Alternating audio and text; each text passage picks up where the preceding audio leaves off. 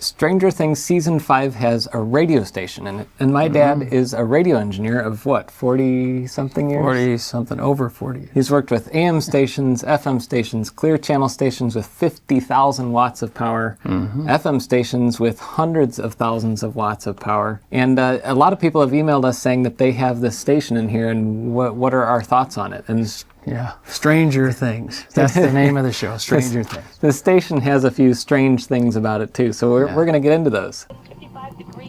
So right away there's a tower here, and it's funny, there's a helicopter flying by. Just a few weeks ago there was a helicopter flying by the tower close by here, and it was because a guy was climbing the tower. Yes. And he said, I just wanted to see the lights. Yeah.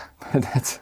Don't climb radio towers unless you're a tower climber. Now I'm wondering if he saw this show. So not this. Yeah. Maybe he was just doing some research, right? Yeah, exactly. No, but what can you see on this tower right away? From this is like in the opening of the season. It's interesting because the age of it, you think it's an old AM tower because of the age. And it looks like it has a pipe down the middle that would be for some high-powered thing. They added later a TV station or a FM radio station. And it's got a couple of auxiliary antennas on it. You can see those already. But other than that, it looks like an authentic, very old 1940s or 50s or something like that. With a nice patina of rust. Yes. Yeah. So... And it comes down to this thing here, which I noticed that it says WSQK, W-Squawk or whatever. Yeah, Squawk. And W means it's on the east side of the Mississippi, right? Yes. And K, which we're used to, the K's is where, although we're right at the river, so there's some W stations. W's and K's all over St. Louis, yeah. But it says 50,000 watts. 50,000, which to me would indicate it's an AM radio station at 50,000 watts. It's got that old Art Deco or whatever that is building that just looks like a 30s, 40s AM tower site. Right But then I noticed that there's a van down below that says W-Squawk 94.5 FM. Yes, so that would indicate it's an FM van, so that's either an AM FM station or something. You know, we'll see, but that's definitely a broadcast-looking van from that era. You know, I would say that would be acceptable. It doesn't have a mast really on it. It has a pole sticking out the top with something on there. We'll see that later. I think we see a closer-up shot of that thing later. Helicopters, but general banality aside, it's on air side, and that looks right. So looking at the studio, there's all kinds of interesting things that are the anachronisms. I noticed they have pictures on the walls, and every station I go to, they have pictures on the walls. Like you can tell that they did go to reference for some of this stuff. Yeah, and that's probably a valid mic arm. Mics are, many different types of mics have been there. But that console in the back, that's definitely an authentic console that would have been active in that era. The console on the side I can't quite see as well, but it also looks good. And the cart machines over on the side and the guy manning them, that's not unusual that the guy would be doing sound effects or the producer or somebody would be back there. So they didn't have the little board where you just hit the button. Yeah, they didn't have the electronic board for sound effects or F keys or whatever people have used over the years, but he would sit there with a pile of carts next to him and he'd be slapping in the ones they want, the laugh tracks and all that kind of stuff, while the talent focused on being the talent. Yeah, so you can see in the background there, that looks like a mega old transmitter, like it would have been a Westinghouse or something from way back. I think I looked it up. It was a Continental, but I don't think they have the brand on it in the show, but I looked up the actual transmitter at the site. Continental, great company. But it's an AM transmitter. It's an AM transmitter, absolutely. That is not an FM transmitter. Which would definitely not be putting out an FM signal. Yeah. But I think they do get to that. I think they do get to that in a little bit, so we can take a closer look at how it's running. Ooh.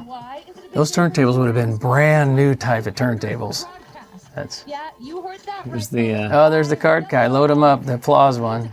I saw a scream one below, which is kind of appropriate for the show, probably. I see. There's also on the door behind them. They have some bumper stickers, and there's a call sign for KIRL. Crazy. That's crazy because KIRL. And it says 1460. That is the station that we filmed our hot dog videos at. Faith, with hope, with trust. That's amazing. So what weird connection? Like where did KRL come from? Yeah, where'd that sticker come from? Somebody said, go online and find some stickers of radio stations and get us some. Wouldn't it be funny if one of the references in the next segment of the season is somebody touches a hot dog to the tower to decode it because the government is taking away everyone's radios? That's right. Yeah, that sticker looks strategically placed, like where Dirty Hands got to rub the paint off or something. I don't know.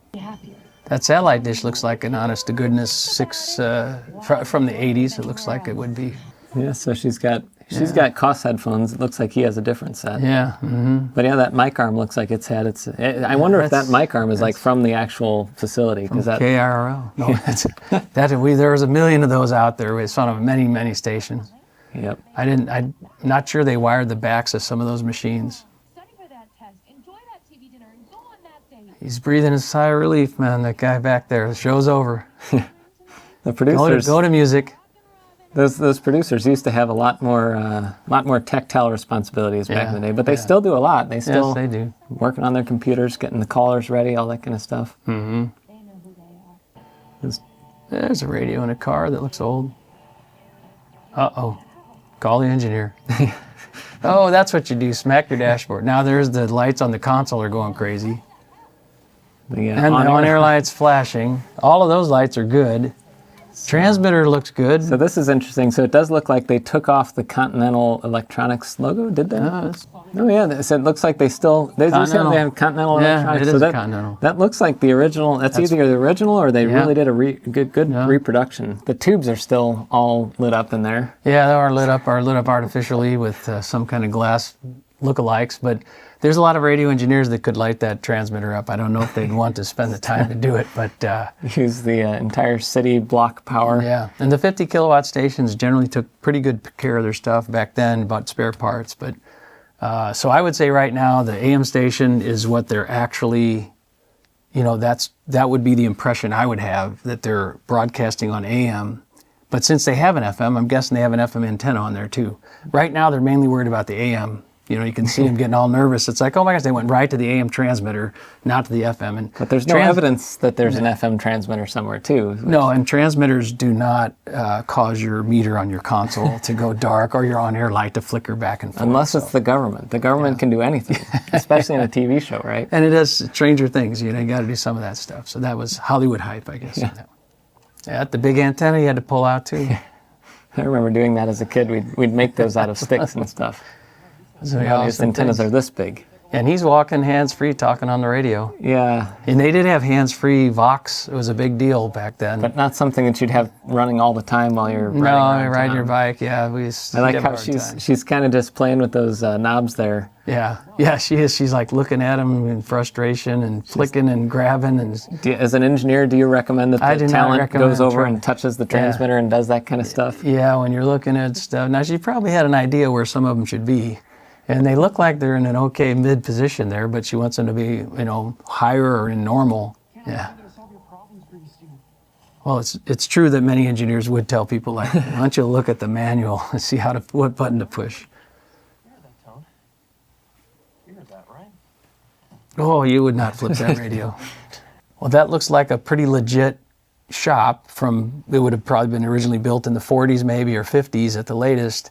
And then used all the way up through the 80s. I mean, even at the KMOX Tower site, we were just there a couple years ago, and it looks like this. Yes, you can tell it was built in 1940 or 1929 or whatever. Yep, that's just updated over the years. Yeah, and then somewhere they're looking for a file, and they found it. Technical manual. Do stations have a manual like this?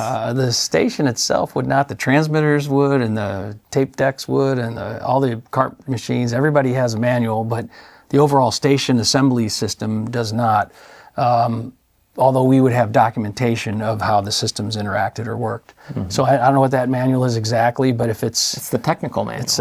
It's a strange one. It's stranger than I've seen. Yeah, that looks like a Harris transmitter manual or a Continental something. Remote Radiohead. Yeah, remote Radiohead. Look at that. What's a remote Radiohead? I never used one. If they had one, I've heard of Radiohead. I hear. Well, the amplifiers. Yeah, a Radiohead. Yeah. No, that one is now thingamajig might be a better term for it, which she uses. MacGuffin. Yeah. That's what we call it, I guess, in the film industry. Uh-oh. What's wrong? Oh, it's up on the tower. What engineer would ever put a critical piece of equipment at the top of a radio tower? Right. That's... But now we see this tower, and you see what are all the little antennas on the side? Yeah, I do. I see like a 950-ish looking paraflector. There's like a dish that might be for internet, which they would not have had. That would be one odd thing. And another STL. Anachronism on there, probably from they got a shot of the real tower, and they still have some of the antennas that are modern. Yeah, real rust and all that stuff. Real aging up there, and it's got a platform up top there somewhere. Somewhere up top, looks like a pole above the platform. What's our advice, Jeff? Do not climb don't towers. climb the tower. It's an AM tower. We'll see what they do. If they're going to touch the thing, they're going to be dead. Yeah. Or at least very severely burned. Yeah. Unless they jump onto it, get a running start.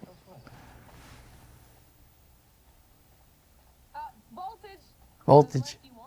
Okay. There you go. She might know. She does know a little bit about this. That looks like it would be. Yeah, this room here, this looks like it could be a generator room or a phaser, the ATU or something, but I don't know that. Have you ever seen a power stat at a site? Well, you could have that. You could do an adjustment like that, but it would not be in the 80s. I hope anyone who ever had one to have to deal with it to change the voltage level would have replaced it. Most sites also have some sort of safety system, safety, like interlocks, a cage or something. Yeah. Also, the circuits on the wall here, some of them seem like they would not be. Oh, if you got that close to that and it's 50 kilowatts, that would be a little bit dangerous. But he's turned it down. Well, yeah, but he had to approach it. I mean, it does. That wall looks legit too. That looks like something that an AM site would have. And then I also noticed that there is a lot of copper on the wall too, because AM tower sites have to have grounding everywhere. Yeah, they look pretty big too. So. And they have a little caution RF. Yeah, but he's on the tower. I'm wondering if he got up there. Yeah, did he get up there before? He jumped the gap, though. He jumped the gap, so he was okay. Yeah, maybe he's like the old school tower climbers who just jump onto the tower and hope that they didn't trip. Yeah, yep. And I see behind him there was a little tower registration sign. Tower registration which on there. Looks like the numbers, we tried looking up those numbers, they didn't come up with anything, but we did look up the actual tower that this is based on. Yes, and that number didn't match, but they exist. There's 3 towers at the site. There's actually the main tower and then 2 nighttime towers for nighttime pattern, because this is not a clear channel station, which means it has to power down a little bit at nighttime. Yep. So he's about to jump on the ladder, but this is a cool thing that if you don't know AM towers, you might not know what this is, but what is special about that base there? So that base there is insulated from ground, so that tower is floating, electrically floating from ground. So that insulator there is important and special. And this is a 3-leg tower, I guess, or 4 legs.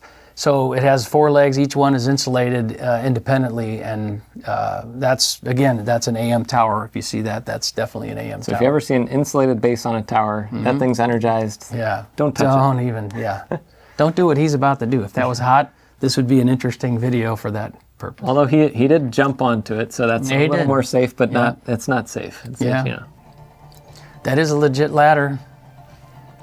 That all looks legit. We're wondering, did they film this? Yeah. Did they have a camera? They must have done something with CG, because there's no way you could have the actors do this, but this all looks like the actual ladders on the tower. It is funny, because I don't know that Hollywood would have rules or whatever they film this that would allow that. Now that's the thing up there. That I just don't know what that would be besides... It's the remote Radiohead. Yeah, the remote with the red and green light. I don't know. I'd be curious to get comments from any engineers that ever saw anything up there. But that looks like a high voltage box that you would find on the ground somewhere. More than that, could be related to something up there on the tower that's like lighting or something. Looks like a Hollywood box. It looks like a Hollywood box. Especially it has the red and green light, which is not non-standard, because we just did a video on tower lighting. Yeah. And you wouldn't have those lights up there. You'd have red and white. Yeah, and then who would worry about leaning up against a rusty old fence area like that? Huh? That's a little. But another thing that you saw was the tower, the antenna up top here. It looks like this is just... it looks like you can see slots though, which would indicate it might be a TV antenna, which would make sense that they could have had an AM television, which happened a lot all over the country, and then the TV guys went off and built much taller towers, so they left these sites. So that could be an old TV antenna. It could be an old TV antenna just rusting away up there on the top of an AM tower, yeah. Oh, he finds the problem. Look at that. That looks like a control cable. completely disconnected. The guy fixes it by hitting it. Now that does happen. The hammer, sometimes, and that does happen. Like hit it with a hammer, smack it, and see if it comes on. So the one guy hit the cable, the other guy smacked it. We don't know which one fixed it. I hate the fixes like that. But it did. The green light did come on, which is great that they have a green light that no one can see. Have you ever had to race up a tower to fix it like that, or I've never had to raise up a tower to fix it like that. No. Did any engineers ever? In the 80s and 90s, engineers would climb some of them, and I might have been one of them. But climbing the tower, it is like I was a young soccer playing guy, and like climbing didn't seem like that big of a deal. But it's tough. You go so many 100 feet high. First, you got to get over the tree height. And you got to that breathy stuff that happens when you realize I'm taller than anything on the planet. And then you go up higher until your legs give out. And then you start having more kids and you get a little older and you realize maybe it's not worth it. And you have to be insured and all that kind of stuff in case something happens. You got to wear all the paraphernalia. So don't climb towers. Don't jump on towers. Don't touch towers. Don't climb. Leave it to the pros, yes. Right? So especially old rusty ones. Yeah, so she's legit. She's got the base station of the 2A that they're doing the walkie-talkies with. That looks like a base station. Not sure there's any connections there. Yeah, that's the antenna. Don't see any and there's no antenna there. connection. So she's just, I guess, either sending out a lot of RF or just cosplaying as a radio operator there. I've seen stranger things. They have wireless RF wires. Yeah. And he's got the little talkie. He's in what looks like it's kind of a legitish van, and some places that is not a typical looking antenna controller for an FM station. Well, I'm wondering where's the RF cable coming out of that thing? Yeah, the RF cable will have to come out of the roof. I remember seeing it when we did remotes. There was a giant pole in the middle of the van. They got a little cable, maybe. Okay, right so there is a cable. They got a cable going. He's doing a lock for it because it spins around. And that's not a very legit, I mean, for their purposes, he's trying to tune into his particular frequency. They've got an antenna that probably matches it, but it wouldn't be like what you'd see on the radio van of that era, although it's similar. So would the authorities realize something weird is going on there? I don't know. Well, they wouldn't have this equipment, but they're specifically trying to track a encoded signal. And that is, tuning it and getting that thing locked in. You would do it. I do remember it was kind of like a periscope. You would adjust the antenna, but it was a big system. Like it was from the floor all the way to the ceiling, and it was the mast would go up and down because otherwise you're just blasting a building. Yeah, you're blasting into not even the roof of the building because you're not high enough in that case to hit the roof. So that would be a little tricky. But this is a highly modified FM radio station. Yeah, and that van was stripped out except for the equipment they needed, and it looked like it was kind of techie aged, at least from earlier than that age. It wouldn't have been something new in the 80s that they had there, except that antenna on top. But overall, what do you think? It's there's a lot of good stuff in there a lot of the environment of that building looked like it was original. Mm-hmm. Yeah, it did. Which makes me wonder if they actually shot it in an old radio station because a lot of them they would abandon them, but they would be built in a way that it would have like negative pressure or whatever things to preserve the building better. Right. So they look like that still. Yeah, and some of the larger companies would build similar facilities around the country at their different big AMs back then. So I'd say overall it was legit enough to be enjoyable and not distracting. Out of a 10, what do you give it in terms of authenticity? I would say like a 6. 6 or 7. Or a 7, yeah. 6 or a 7 at least. How about the nostalgia vibe? Like the thing that hurts me the most is there's no RF cable in the output or something. and the audio coming out of the carts didn't look like it was wired. But again, for the enjoyment for the typical viewer, I'd give it a 10. They did everything. It kept it the story and it looked legit and it looked fun. They even had tubes. Yeah. Which they did have FM tube transmitters. A couple places here at St. Louis still run them. Yeah. But, that was just in episode 1, and we didn't even cover everything. But if you want to see more, hit subscribe, and maybe we'll come back with some more stuff from Stranger Things. Otherwise, we have plenty of fun videos coming up on this channel.